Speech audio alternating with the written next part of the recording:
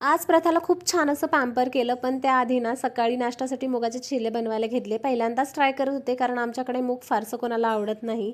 ही recipe मी online बघितली होती, म्हणूनच ट्राय करत होते. कसे बनतील माहीत नव्हतं, म्हणूनच शॉर्टकटमध्येच रेसिपी शेअर करते.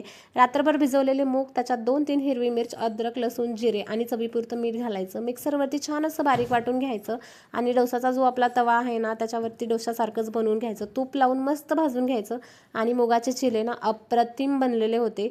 आणि सकाळचं ना मॉइश्चरायझर लावणं खूप जास्त इम्पॉर्टंट आहे, कारण थंडीचे दिवस चालू आहेत आणि स्किन खूप जास्त ड्राय होऊन जाते. आणि सकाळचं हे जे कोवळं ऊन आहे ना, ते मस्त आमच्या घरात येतं. छान असा व्हिटॅमिन डी मिळतो. आणि मॉइश्चरायझर अप्लाय करत असताना प्रथा झोपेतून उठून बाहेर आली. आज उशिरा उठलेली होती. उठल्यानंतरनं तिला पॅम्पर करणं, तिचे लाड करणं हे खूप मस्ट आहे, म्हणजे तिचा मूड दिवसभर फ्रेश राहतो. तिला फ्रेश करून घेतलं आणि तिला ॲपल खायला दिलं, कारण तिला मुगाचे छिले काही आवडले नाही आणि लेट झाल्यामुळे तिने डायरेक्ट जेवणच केलं. भेटूयात नेक्स्ट व्हिडिओमध्ये. तोपर्यंत बाय.